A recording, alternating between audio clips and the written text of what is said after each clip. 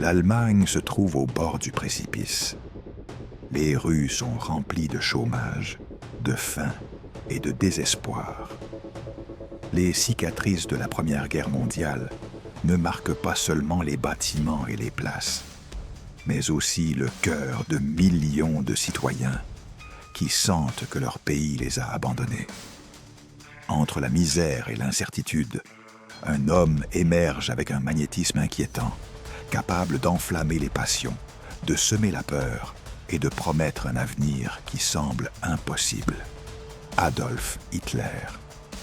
Ses discours ne sont pas seulement des mots, ce sont des armes qui pénètrent l'esprit de ceux qui cherchent une direction, une raison de se lever chaque jour au milieu du chaos.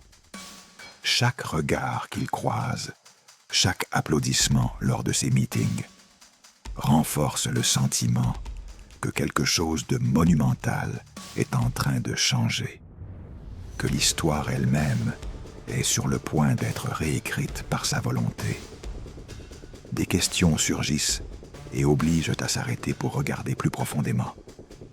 Comment un homme peut-il convaincre toute une nation de suivre ses ordres sans les remettre en question? Quelles circonstances de misère, d'humiliation et de chaos ont rendu possible l'arrivée d'Hitler à la chancellerie allemande? Qui furent ses alliés, qui le soutint par peur ou par ambition et qui osa résister? Que s'est-il exactement passé ce 30 janvier 1933 qui transforma la République de Weimar en un théâtre où le pouvoir absolu commençait à s'imposer, et avec lui l'ombre d'un régime qui allait changer le monde? Dans le contexte historique, l'Allemagne de 1932 à 1933 est en crise. L'économie est dévastée, les salaires chutent et l'inflation continue de frapper les plus pauvres. L'humiliation après la Première Guerre mondiale pèse sur la nation et les traités de paix laissent non seulement des cicatrices sur le sol, mais aussi dans la fierté collective. Les mouvements extrémistes se multiplient, promettant des solutions radicales et désignant des coupables aux problèmes de la population.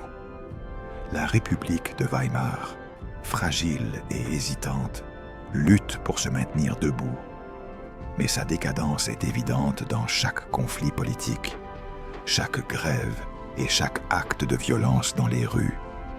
L'ascension d'Hitler ne se produit pas dans le vide. C'est un phénomène qui naît de la combinaison de la désespérance sociale et de l'habileté politique. Chaque discours, chaque meeting et chaque geste sont calculés pour attirer l'attention des citoyens les plus touchés par la misère et l'injustice, pour transformer leur indignation en dévotion envers un leader qui semble offrir des réponses absolues. Tandis que la nation s'enfonce dans cette incertitude, l'atmosphère devient tendue. Peur, espoir, incertitude et ferveur se mélangent dans un cocktail prêt à exploser. L'atmosphère est cinématographique. On peut imaginer les pas précipités sur les rues pavées, les marchés vides, les regards perdus des enfants et des vieillards qui ne savent pas à quoi s'attendre le lendemain. Dans chaque foyer, on perçoit le murmure du désespoir et le besoin d'un sauveur. Et voilà Hitler, tel un phare sombre qui guide et menace à la fois, offrant ordre et grandeur, tout en entraînant la nation vers un destin incertain. Le climat de désespoir ne facilite pas seulement son ascension. Il amplifie aussi l'effet psychologique sur les citoyens. Le mélange de peur et d'espoir crée une dépendance presque émotionnelle envers le leader, où chaque décision personnelle semble s'aligner sur le récit qu'il propose. La sensation de chaos absolu devient un terrain fertile pour la manipulation, et chaque partisan, consciemment ou non, devient une pièce d'un engrenage qui avance inexorablement vers un changement historique monumental. Ainsi, tandis que l'Allemagne vacille, le spectateur doit se demander: le pays était-il destiné à tomber entre les mains d'Hitler, ou bien fût-ce la combinaison de désespoir, de stratégie et d'ambition qui rendit inévitable l'ascension de l'un des dirigeants les plus redoutés de l'histoire? La scène est prête, l'histoire commence, et le spectateur se retrouve au cœur d'une nation, sur le point de changer à jamais, où désespoir, peur et fascination pour le pouvoir absolu s'entrelacent dans une danse qui marquera le monde entier. L'Allemagne en crise. Année 1932. L'Allemagne est au bord de l'effondrement. Les rues de Berlin et des villes industrielles sont un théâtre de désespoir. Usines fermées, hommes sans emploi, femmes cherchant du pain pour leurs enfants. L'inflation a laissé la population épuisée et sans ressources, et l'humiliation de la Première Guerre mondiale reste présente dans chaque conversation, dans chaque regard de frustration et de ressentiment. La République de Weimar semble incapable de contrôler la violence politique dans les rues, où paramilitaires de gauche et de droite s'affrontent tandis que les citoyens observent avec peur et impuissance. Le sentiment général est celui de l'abandon et du chaos. Le peuple allemand a besoin d'un sauveur, quelqu'un qui redonne espoir, et surtout la fierté nationale qui a été piétinée par des années de défaite et d'humiliation. Au milieu de ce désordre, Hitler commence à émerger comme figure centrale. Ce n'est pas un homme ordinaire. Il observe le désespoir des citoyens, étudie leurs peurs, leurs désirs et leurs aspirations au pouvoir et à la reconnaissance. Chaque meeting est une stratégie soigneusement conçue. Chaque discours, une arme qui pénètre les émotions du public. Son esprit est en constant calcul. Comment maximiser l'effet de ses paroles? Comment semer l'espoir de grandeur, là où auparavant, il n'y avait que désespoir. Le peuple allemand ne veut pas de compassion, il veut la grandeur, dit-il dans ses discours, et la phrase résonne parmi les foules qui se sentent comprises, écoutées et élevées pour la première fois depuis des années. La population observe Hitler et sent qu'il peut offrir ce qu'aucun autre politicien n'arrive à donner. De l'ordre au milieu du chaos, de la sécurité face à la peur du communisme et de la fierté face à l'humiliation internationale. Lorsqu'il marche parmi les foules, il semble absorber l'énergie de chaque visage et la transformer en force politique. Sa psychologie est aussi froide que calculée. Il perçoit les nerfs, l'anxiété et la colère, et les transforme en loyauté et en dévotion. Chaque applaudissement reçu lors de ces meetings n'est pas seulement une reconnaissance, mais une confirmation que sa stratégie fonctionne, que le désespoir peut se transformer en pouvoir. Les témoignages de l'époque reflètent cette perception. Les gens sentent que quelqu'un comprend enfin leur souffrance, quelqu'un qui parle avec autorité et confiance de ce dont l'Allemagne a besoin.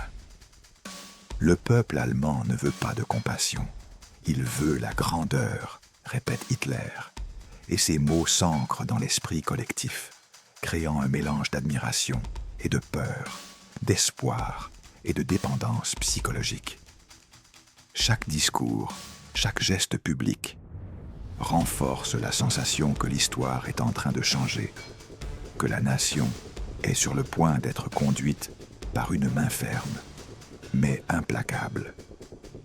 La crise économique et sociale devient un terrain fertile pour l'ascension du parti nazi.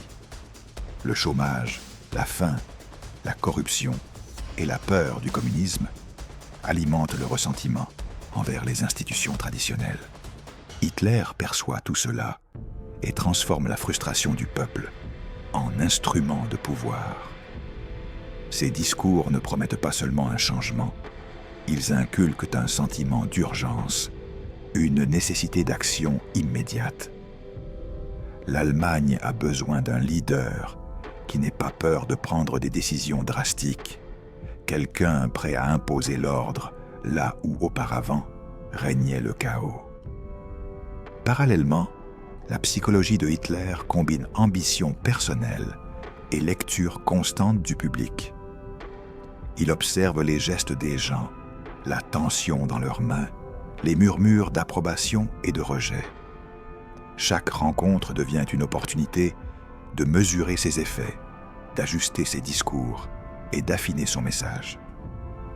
Le désespoir du peuple se transforme en carburant politique, et Hitler sait qu'un leader capable de projeter force et vision sera le seul à pouvoir conquérir la chancellerie et contrôler une nation au bord du précipice. L'année 1932 se termine avec l'Allemagne prise dans un cycle de chaos, de peur et d'attentes incontrôlables. Entre incertitude et besoin de salut, Hitler se positionne comme la figure capable d'incarner la force, l'ordre et la grandeur que tous désirent. Ses stratégies politiques et psychologiques, la lecture du désespoir populaire et sa capacité à transformer la peur en loyauté marquent le début d'une ascension irrésistible qui changera non seulement l'histoire de l'Allemagne, mais celle du monde entier. La nation, vulnérable et désespérée, commence à regarder vers un avenir qui semble dicté par la vision d'un homme ayant appris à dominer à la fois les masses et son propre destin. La machinerie politique. À mesure que 1932 avance, l'Allemagne ne lutte pas seulement contre la misère économique et sociale, mais aussi contre un échiquier politique de plus en plus instable. Les dirigeants conservateurs, effrayés par la croissance du communisme et par l'influence des sociaux-démocrates, commencent à voir Hitler non pas comme un danger, mais comme un instrument pouvant être contrôlé et utilisé à leur propre fin. Hindenburg, président en exercice, observe avec prudence. Von Papen et d'autres conspirateurs politiques calculent chaque mouvement, mesurant risques et opportunités dans un jeu de pouvoir où toute erreur peut signifier la chute de la République de Weimar. La stratégie politique devient un jeu de patience, de trahison et de manipulation. Un équilibre délicat entre peur et ambition. Hitler, conscient de sa position, attend avec patience. Chaque discours, chaque démonstration de force du parti nazi augmente la pression sur les conservateurs. Il observe leurs hésitations, leurs négociations secrètes et leurs débats internes. Et il sait que son opportunité est proche. La psychologie de ces hommes est complexe. Ils veulent exploiter le charisme et le pouvoir de mobilisation d'Hitler sans perdre le contrôle. Ils craignent le chaos qu'un leader aussi imprévisible pourrait déclencher, mais ressentent aussi l'urgence d'agir avant que le communisme ne gagne davantage de terrain. Chaque réunion privée, chaque lettre et chaque conseil ministériel devient une occasion de mesurer les loyautés, de sonder les peurs et de calculer les mouvements futurs. Les négociations politiques deviennent tendues et pleines d'intrigues. Von Papen, en particulier, regarde Hitler avec un mélange de respect et de méfiance, conscient que le sous-estimer pourrait être fatal. Si nous réussissons à le contenir, à le contrôler, nous pourrons utiliser sa force à nos propres fins, se dit-il dans l'ombre, tout en planifiant comment le placer à la chancellerie comme un simple pion dans sa stratégie. Hindenburg, quant à lui, oscille entre tradition et pragmatisme, analysant chaque risque. Permettre à Hitler d'assumer un poste de pouvoir pourrait être une erreur irréversible, Mais l'ignorer pourrait aussi renforcer l'ennemi interne qui menace de déstabiliser toute l'Allemagne. Pendant ce temps, Hitler n'agit pas de manière précipitée. Son esprit stratégique fonctionne comme une horloge. Chaque retard, chaque doute des conservateurs, chaque débat interne au Reichstag est analysé et transformé en avantage. Il sait que la patience est son allié et que la perception de faiblesse chez les dirigeants traditionnels peut être exploitée pour consolider son ascension. La tension entre action et attente crée une atmosphère chargée de suspense politique.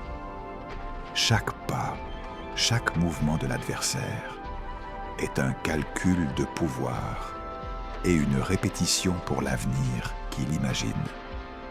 Les témoignages et journaux de l'époque montrent combien ces négociations étaient intenses et pleines d'émotions contenues. Un conseiller proche de Hindenburg décrivait l'incertitude. Jamais auparavant, nous n'avions vu un politicien capable de mobiliser les masses aussi rapidement et avec autant de ferveur. Nous nous demandions si nous pourrions le maintenir dans les limites que nous considérions comme sûres.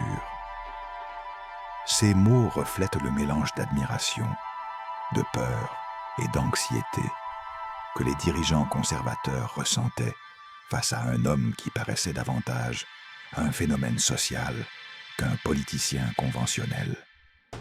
Chaque réunion secrète et chaque accord entre les conservateurs et Hitler est un acte de risque calculé. Les conspirateurs craignent qu'un simple faux pas n'offre au jeune leader nazi un avantage irréversible.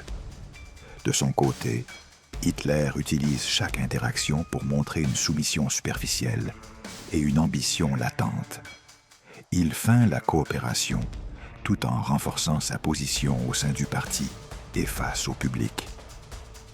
La dynamique devient un jeu d'ombre, où la politique est à la fois théâtre et arme, et où chaque mot peut déterminer le destin d'une nation entière.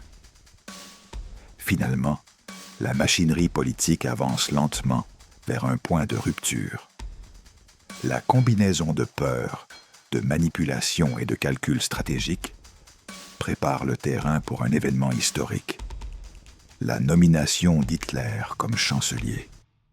Les dirigeants conservateurs croient contrôler la situation, mais leur calcul ignore la ruse d'un homme qui comprend la psychologie du pouvoir et sait transformer la désespérance, l'ambition et la peur en instruments d'ascension.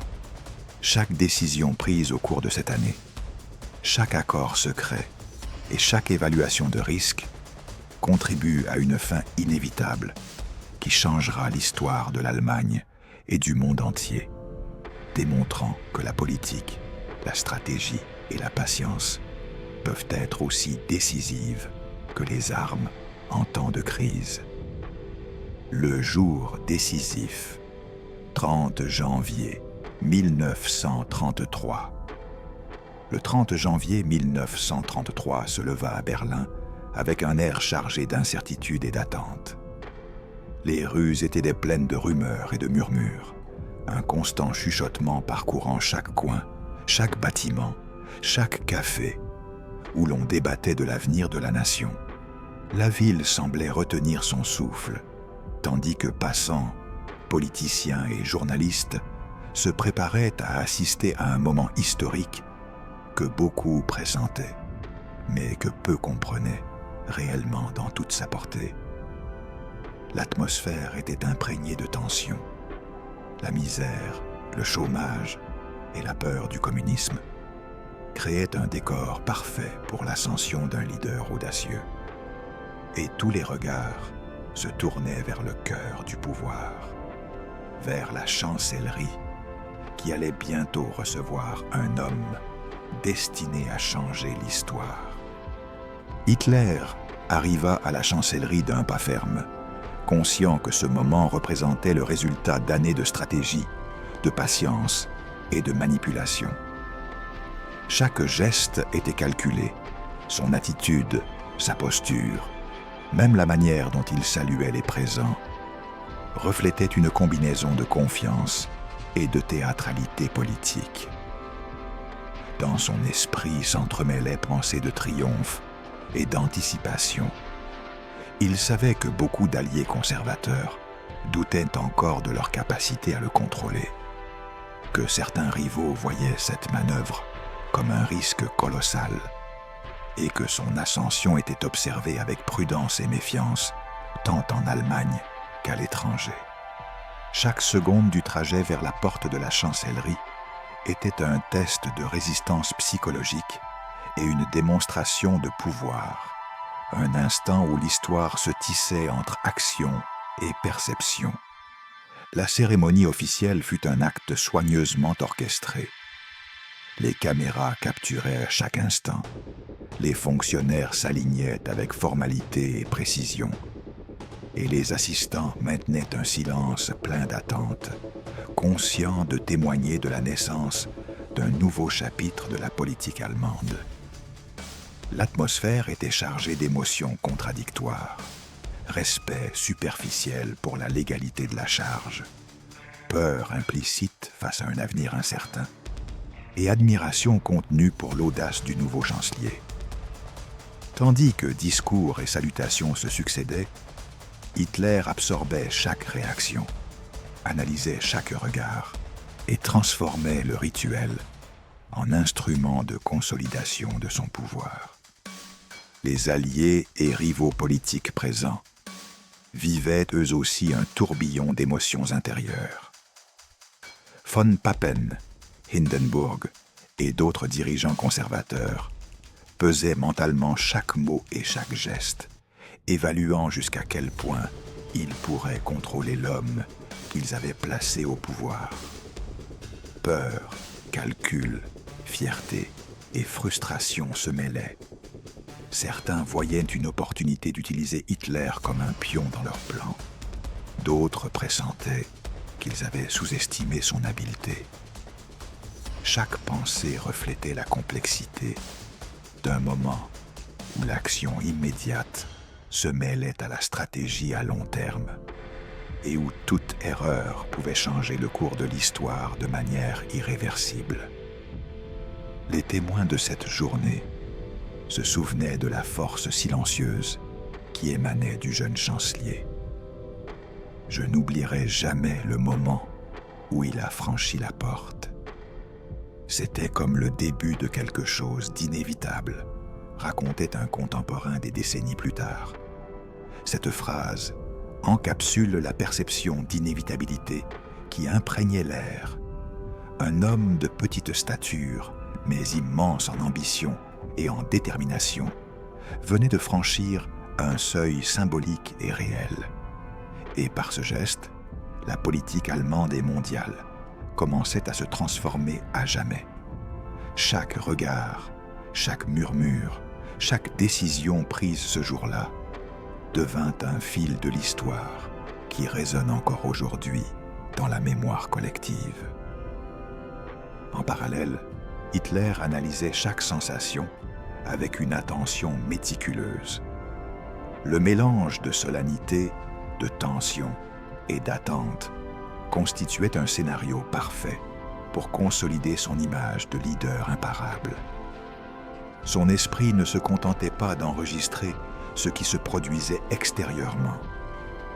Il évaluait aussi les possibilités de chaque allié et ennemi, anticipait les mouvements, calculait les alliances et prévoyait les trahisons. La cérémonie n'était pas seulement un rituel politique, c'était un échiquier où chaque pièce, chaque geste, chaque expression avait un sens et où il était, pour la première fois, le joueur central. La perception d'inévitabilité se renforçait à chaque pas qu'il faisait à l'intérieur de la chancellerie. Les fonctionnaires le regardaient avec un mélange de respect et de prudence, et les citoyens qui parvenaient à observer de loin percevaient un changement profond. Cet homme, issu du chaos de la crise allemande, projetait la certitude d'un destin irréversible.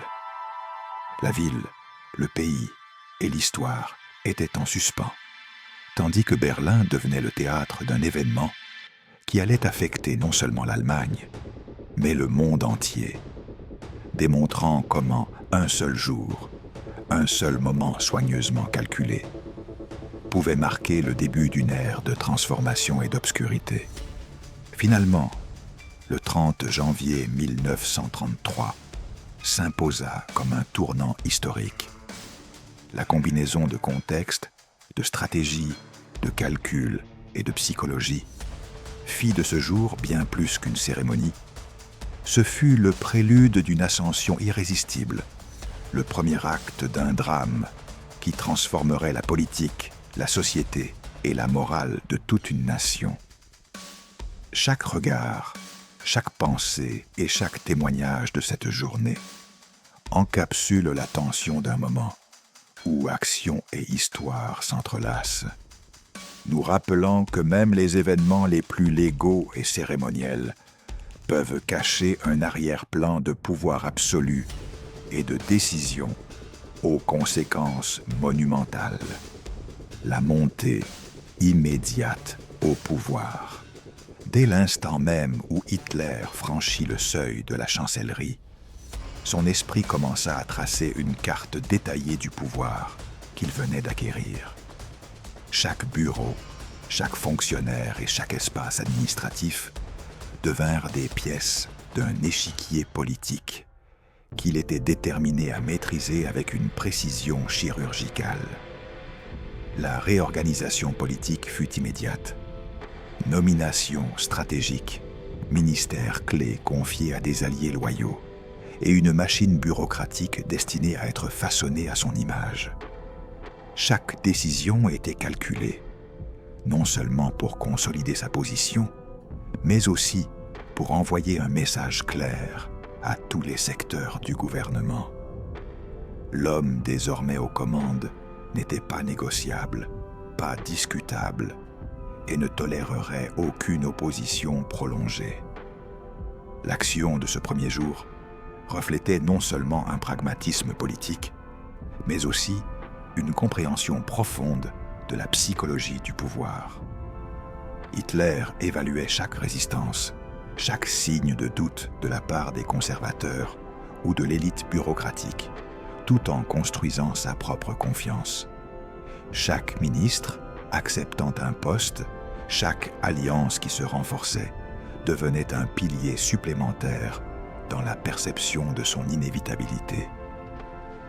La résistance initiale que certains tentaient d'offrir lui semblait faible et prévisible, et cette sous-estimation de l'opposition renforçait encore davantage son sentiment de contrôle absolu. Son esprit restait en évaluation constante. Mouvements, stratégies, menaces implicites et opportunités visibles s'entremêlaient dans un flux continu de pensées tactiques. Hitler projetait un mélange de charisme et d'autorité qui impressionnait même les plus sceptiques.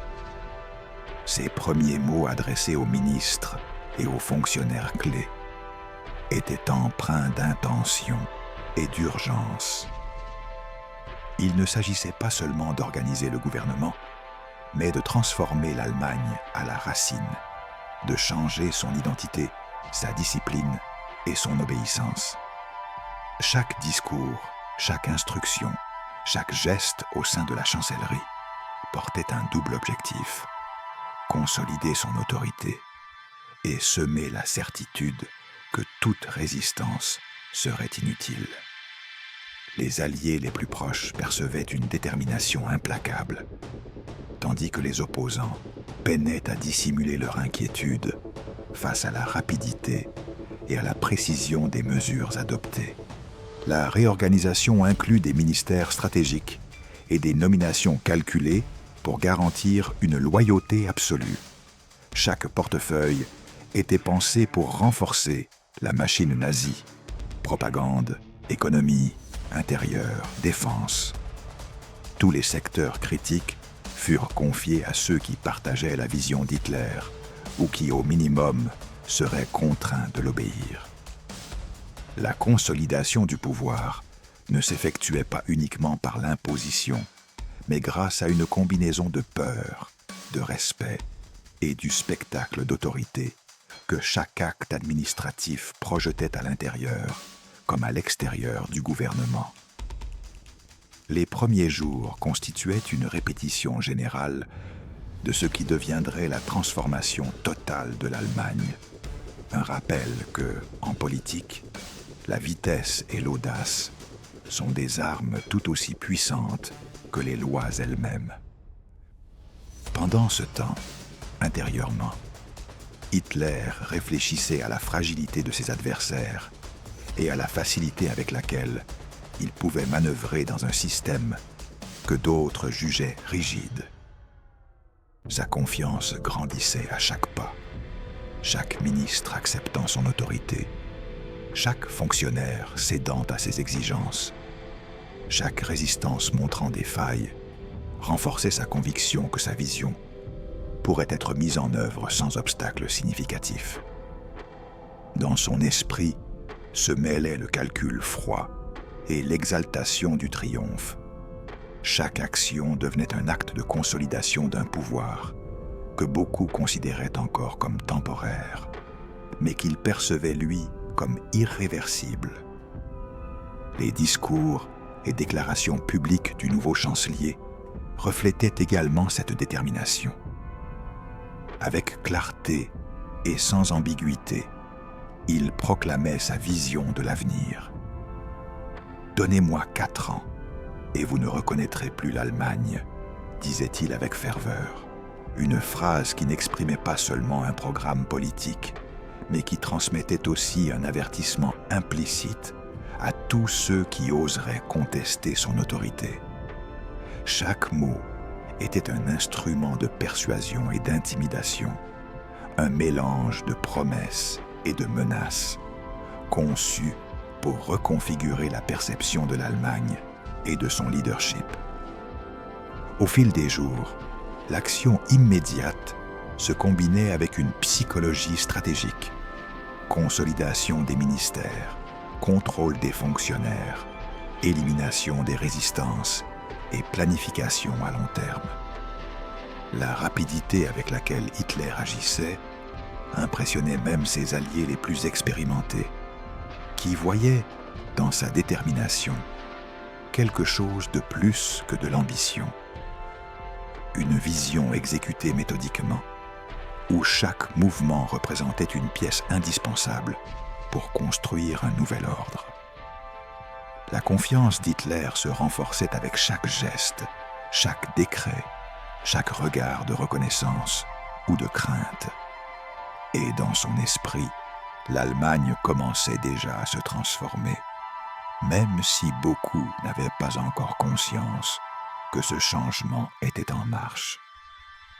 Cette première période de pouvoir immédiat posa les bases de ce qui deviendrait l'Allemagne nazie. Un pays réorganisé sous une direction implacable, où la rapidité d'action, l'intelligence stratégique et la perception d'inévitabilité devenaient des outils de pouvoir aussi déterminants que n'importe quelle loi. Chaque mouvement d'Hitler, dès ce premier jour, était un mélange d'audace et de calcul, de psychologie et d'action, rappelant que la consolidation d'un pouvoir absolu commence par des décisions immédiates, précises et symboliquement frappantes qui résonnent bien au-delà du bureau du chancelier. Le cercle proche. Dès les premiers jours au pouvoir, Hitler comprit que son autorité ne pourrait pas se consolider uniquement par des discours et des décrets. Il avait besoin d'un cercle de confiance, d'un groupe d'hommes et de femmes qui partageraient sa vision, son ambition et sa disposition à exécuter ses ordres sans les remettre en question. Parmi eux, Joseph Goebbels devint l'architecte de l'esprit du peuple allemand, le maître de la propagande, qui transformait les mots en armes et les émotions en obéissance. Sa fonction n'était pas seulement de convaincre, mais de façonner la perception de millions de personnes, de diriger le récit national et de construire l'illusion d'une Allemagne unie sous un leadership absolu. La relation entre Goebbels et Hitler était presque religieuse, une adoration pratique mêlée à l'admiration pour l'habileté stratégique de son chef. Hermann Göring, pour sa part, incarnait la force et le pouvoir visible du Reich. En tant que Reichsmarschall et commandant de la Luftwaffe, sa présence imposait respect et crainte. Mais derrière son image de luxe et d'excès, se cachait l'addiction, l'ambition démesurée et une peur constante de perdre la faveur d'Hitler. Chaque défaite aérienne, chaque erreur stratégique n'affectait pas seulement la guerre, mais érodait son ego et sa position au sein du cercle proche. Pour Göring, servir Hitler était à la fois un honneur et une condamnation, un jeu constant de calcul, de pouvoir et de survie psychologique. Son visage reflétait la dualité de la gloire et de la vulnérabilité qui définissait tous les membres de ce groupe restreint. Heinrich Himmler opérait depuis l'ombre, construisant l'appareil de terreur qui consoliderait le contrôle total du Reich. Son rôle était méthodique, distant, efficace. Organiser et administrer la machine répressive qui éliminait toute opposition, garantissant que la loyauté envers Hitler s'impose non seulement par admiration, mais aussi par la peur. Froid et calculateur, Himmler concevait la violence et la mort comme des instruments d'ordre et de discipline. Son esprit structurait l'horreur avec une précision bureaucratique, et chaque décision renforçait la perception d'un Reich invincible. Son pouvoir résidait autant dans l'efficacité de ses opérations que dans la certitude que chaque acte de terreur contribuait à consolider l'autorité d'Hitler. Martin Bormann, en contraste, était l'ombre invisible qui contrôlait l'accès au Führer et modelait la dynamique interne du pouvoir.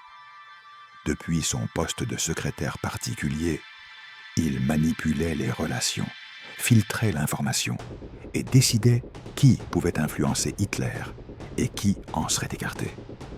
Nul n'atteignait le leader sans passer par lui. Et dans cette position, Bormann devint indispensable. Son influence silencieuse exerçait un contrôle stratégique sur le cercle proche, assurant que les décisions d'Hitler s'inscrivent dans un cadre soigneusement géré, où chaque loyauté et chaque ambition pouvaient être surveillées, calculées et exploitées selon les besoins.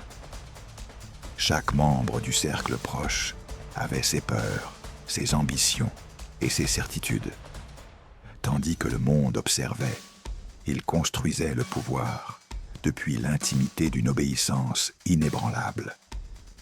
Chaque stratégie, chaque manœuvre politique, chaque décret dépendait de la coordination et de la loyauté de ces individus qui comprenaient que leur destin était irrévocablement lié à celui d'Hitler. La combinaison de force, de manipulation, de terreur et d'efficacité administrative faisait de ce cercle la colonne vertébrale d'un régime qui aspirait à tout transformer. L'introspection de chaque membre révélait les complexités de la loyauté. Certains éprouvaient de la fierté en exécutant les ordres, d'autres une ambition dévorante, d'autres encore une peur constante de la trahison ou de l'échec. Chaque décision, chaque action, chaque regard calculé faisait partie d'un ensemble où l'obéissance absolue se mêlait à la stratégie personnelle et à la survie dans un environnement de pouvoir extrême. Leur unité n'était pas naturelle, mais forgée par la convergence d'intérêts, la loyauté forcée et le respect du leadership d'Hitler. Goebbels, en particulier, résuma cette dynamique dans une phrase qui définirait l'essence du cercle. Dans son regard, il n'y avait aucun doute, seulement une volonté inébranlable. Ce regard partagée par tous les membres du cercle proche, représentait un pouvoir centralisé et concentré, où la conviction personnelle se subordonnait au projet du Führer. La force d'Hitler ne lui appartenait pas uniquement. Elle dépendait de l'efficacité, de l'ambition et de la loyauté absolue de ceux qui l'entouraient, chacun jouant un rôle indispensable dans la construction d'un Reich destiné à dominer l'histoire. La consolidation du pouvoir à travers ce cercle proche n'était pas seulement politique, mais aussi psychologique. Chaque membre représentait une pièce d'un puzzle où le contrôle, l'influence et la survie s'entremêlaient de manière inextricable. La combinaison de charisme, de peur, de stratégie et de loyauté absolue transformait Hitler d'un simple leader politique en une figure quasi omnipotente, et son cercle proche en la machine indispensable qui transformait ses ambitions en réalité tangible. L'unité de ce groupe ne définissait pas seulement le présent du Reich, mais déterminait les fondations du terror, de l'obéissance et de la tragédie qui s'abattrait sur l'Europe. Réaction du peuple. Les rues de Berlin et de nombreuses autres villes allemandes se remplissaient de foules qui acclamaient le nouveau chancelier, confondant l'espoir avec une joie aveugle. En 1933, un peuple frappé par la crise économique, le chômage massif et l'humiliation après la Première Guerre mondiale cherchait un sauveur. Chaque discours d'Hitler était reçu comme une révélation. Chaque geste, chaque promesse semblait rendre la fierté perdue. Les citoyens, souvent sans connaître pleinement les implications de ce qui se passait, voyaient en leur chef la figure capable de reconstruire un pays brisé, de restaurer l'honneur national et d'offrir une stabilité au milieu du chaos politique. Les marches, les défilés et les manifestations publiques devinrent des cérémonies d'adoration collective, où l'émotion débordante de la foule cachait la graine d'un contrôle absolu. Les drapeaux flottaient, les cloches sonnaient, et la musique marquait un rythme presque hypnotique. L'enthousiasme populaire était palpable, presque électrique, alors que des millions d'Allemands croyaient célébrer un avenir prometteur. Parmi les applaudissements et les acclamations, peu s'arrêtaient pour questionner la direction que prenait la nation, et encore moins pouvaient imaginer que cette euphorie dissimulait l'arrivée d'un régime totalitaire qui limiterait leur liberté et transformerait la peur en instrument de pouvoir. Dans cette atmosphère d'espoir et de jubilation, la pensée individuelle se subordinait au collectif. Les gens se voyaient reflétés dans la figure d'Hitler, projetant leurs propres désirs, peurs et frustrations sur un homme qui promettait des solutions rapides et des gestes grandioses. La psychologie du peuple était complexe. Peur du changement, soulagement face à la stabilité, fierté retrouvée et une ignorance presque totale de ce que la consolidation du pouvoir signifierait pour leur vie.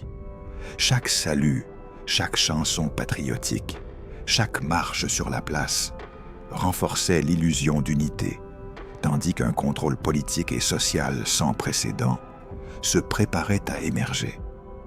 Parmi le fervent enthousiasme et les célébrations, certains observateurs commençaient à percevoir un présage inquiétant.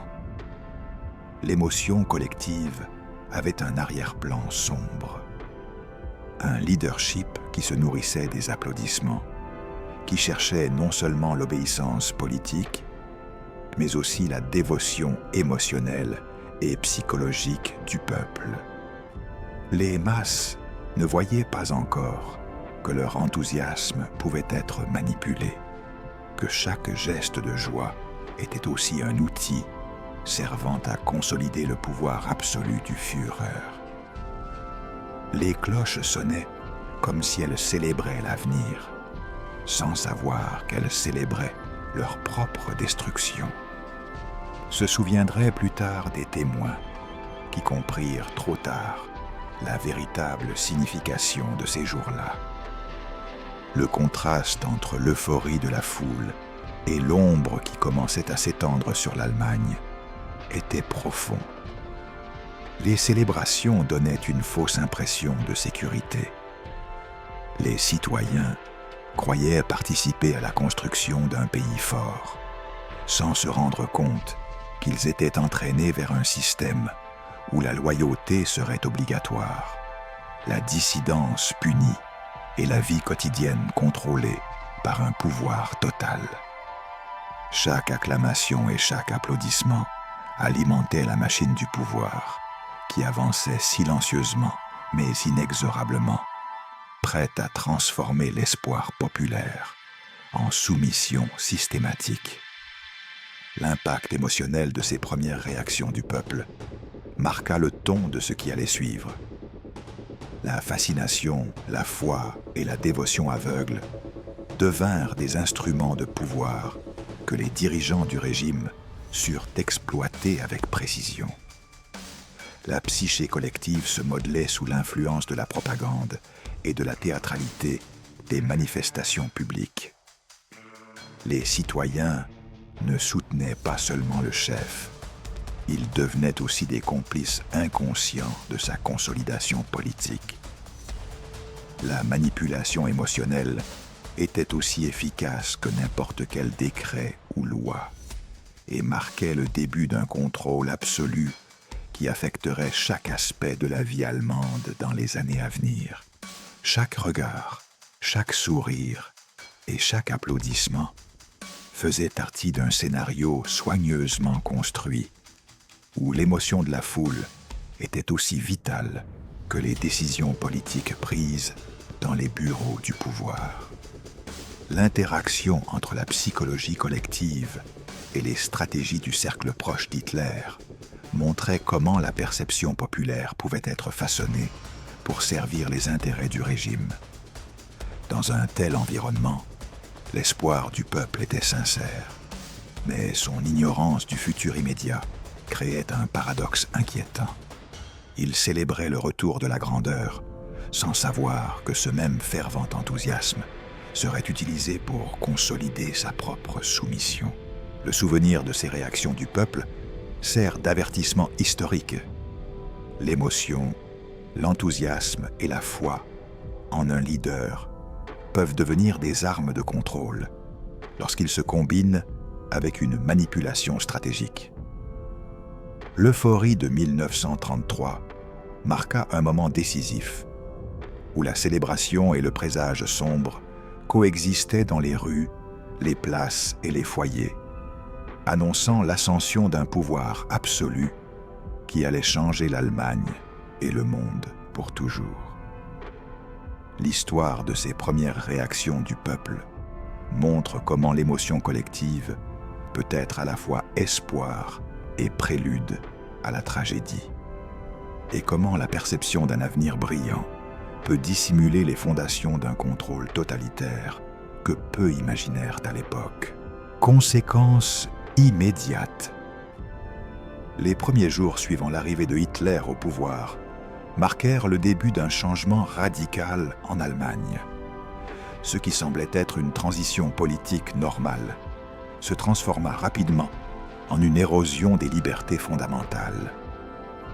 Les institutions démocratiques de la République de Weimar commençaient à montrer des fissures, tandis que le nouveau gouvernement imposait des décrets qui, en apparence, visaient à instaurer l'ordre et la sécurité, mais qui en réalité préparèrent le terrain à une dictature absolue. Chaque mesure, chaque loi promulguée était accueillie avec un mélange d'acceptation et de crainte par un peuple las de la crise et du chômage, sans percevoir pleinement que sa liberté était en train d'être sapée. D'un point de vue psychologique, les citoyens vivaient dans un état ambivalent. Un soulagement face à la stabilité et à l'ordre promis, une peur de l'inconnu et une fascination pour un leadership qui semblait capable de restaurer la fierté nationale.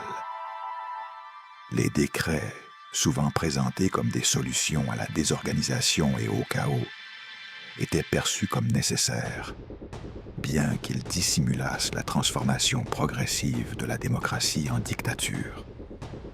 La population, épuisée par des années de crise, acceptait la concentration du pouvoir comme un moindre mal, sans imaginer que chaque mesure contribuait à façonner un système de contrôle absolu où l'obéissance et la soumission seraient exigées par la force de la loi et de la propagande.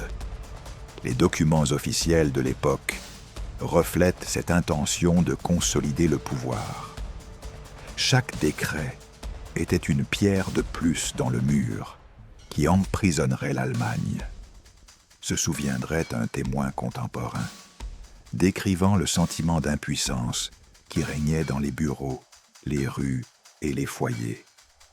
Depuis les décrets limitant la liberté de presse, jusqu'aux lois restreignant le droit de réunion et l'activité politique des opposants, chaque action semblait justifiée par la nécessité de protéger le pays contre des ennemis internes et externes. Pourtant, l'effet cumulatif de ces mesures était clair.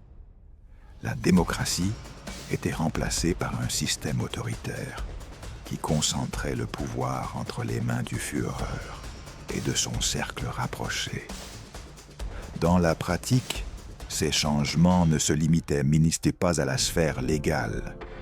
Ils affectaient également la vie quotidienne. La psychologie de la peur se mêlait à la normalisation de l'obéissance. Les citoyens commençaient à s'auto-censurer, à éviter toute critique ou tout commentaire pouvant être interprété comme une dissidence, tandis que les dirigeants politiques et les fonctionnaires exécutèrent les ordres sans les questionner. La perception de l'autorité se modifiait. Ce qui auparavant était un gouvernement élu devenait maintenant un pouvoir absolu, intouchable et omniprésent, capable de décider de la vie et de la mort de ceux qui s'y opposaient. La transformation institutionnelle s'accompagnait également de la consolidation de figures clés au sein du régime. Les membres du cercle proche de Hitler, tels que Goebbels, Göring et Himmler, commençaient à occuper des positions stratégiques dans les ministères et les organes de l'État, garantissant que chaque décret serait exécuté sans résistance. Cette intégration entre législation, propagande et contrôle bureaucratique consolidait la dictature avant que la majorité de la population puisse la percevoir clairement. Chaque action du gouvernement était une étape calculée vers la centralisation du pouvoir, tandis que le peuple acceptait, sans le savoir, la perte progressive de ses droits fondamentaux. L'impact psychologique sur les opposants était dévastateur. Ceux qui croyaient encore en la démocratie voyaient leurs espaces d'influence et de participation se réduire rapidement.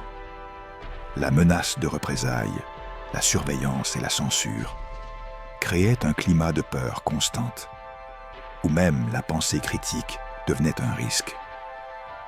La transformation de la nation n'était pas seulement politique, mais aussi mentale. Un processus systématique qui façonnait le comportement, la perception et la capacité d'action de chaque citoyen.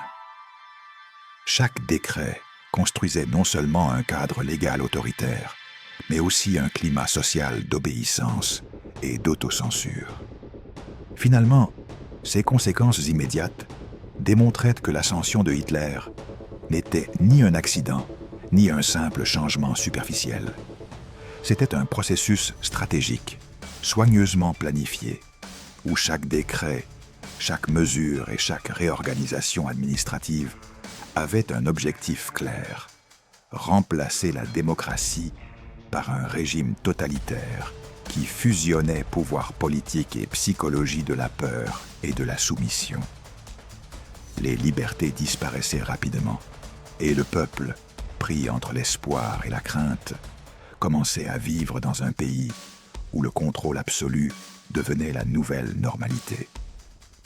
Chaque décret, chaque loi et chaque ordre faisait partie d'un plan plus vaste, dans lequel le pouvoir concentré du Führer s'érigeait comme la force décisive qui définirait l'histoire de l'Allemagne et du monde dans les années à venir. Le 30 janvier 1933 ne fut pas un jour ordinaire. Ce fut un point de bascule dans l'histoire de l'Allemagne et du monde. Ce jour-là, Hitler franchit le seuil de la chancellerie, et à chacun de ses pas, l'histoire commença à changer de manière irréversible. Ce qui paraissait à beaucoup un simple changement politique se transformait en le début d'un processus qui allait bouleverser la vie de millions de personnes, traçant la voie vers la consolidation d'un régime totalitaire. La combinaison de charisme, de manipulation et de contexte social permit à un homme, porteur d'idées extrêmes et de stratégies calculées, de commencer à tisser un réseau de pouvoir qui emprisonnerait toute une nation. L'impact immédiat sur la société fut profond. Les libertés s'érodèrent. La politique démocratique commença à être remplacée par des décrets autoritaires et les mécanismes de la peur s'installèrent dans la vie quotidienne des citoyens. La manipulation psychologique et la propagande œuvraient parallèlement à l'action politique, créant un environnement où l'obéissance était plus qu'une attente, où elle devenait une nécessité de survie. L'histoire montre que les grands changements ne surviennent pas toujours de manière dramatique et visible. Parfois, ils se construisent par des décisions apparemment routinières, par des décrets, des lois et des manœuvres bureaucratiques qui, ensemble, transforment un pays entier. D'un point de vue moral, le 30 janvier 1933 nous rappelle comment l'histoire peut être façonnée par une combinaison de destin, de peur et de stratégie. Les dirigeants conservateurs qui facilitèrent l'arrivée de Hitler, les citoyens qui virent en lui un espoir, et les stratèges du régime eux-mêmes agirent dans un contexte d'attente et d'erreurs de calcul. Chaque action et chaque décision contribua à la création d'un système qui, bien qu'il paraisse inévitable à certains à l'époque, représentait le début d'une tragédie que peu pouvaient prévoir.